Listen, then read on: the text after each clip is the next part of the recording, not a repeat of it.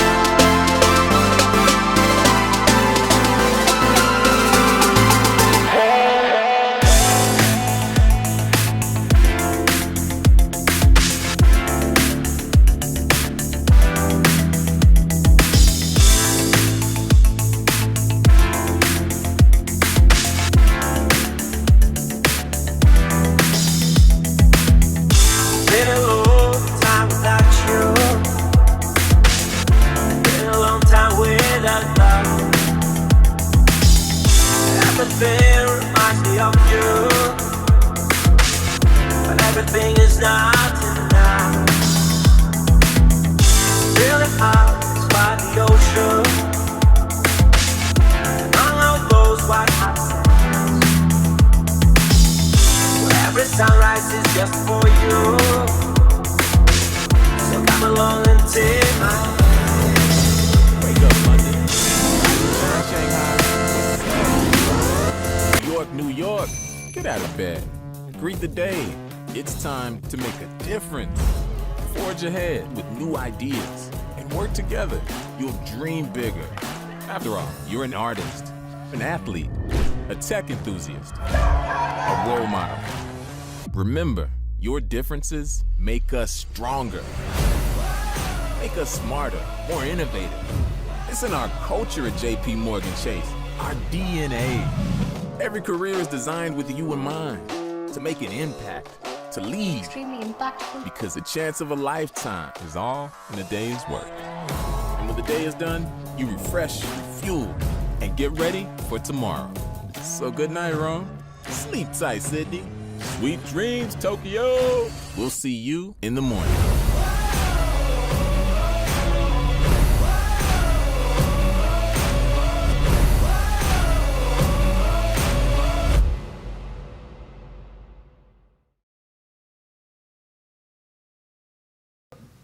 Okay. Hi, nice to talk to you guys.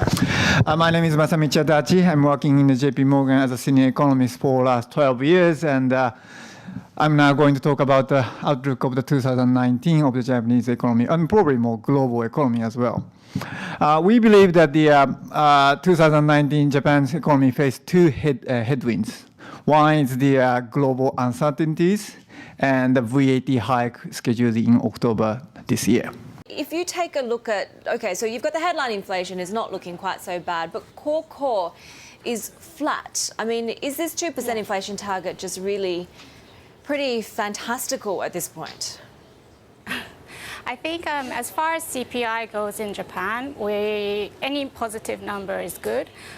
What the BOJ is trying to achieve is to change people's deflationary mindset.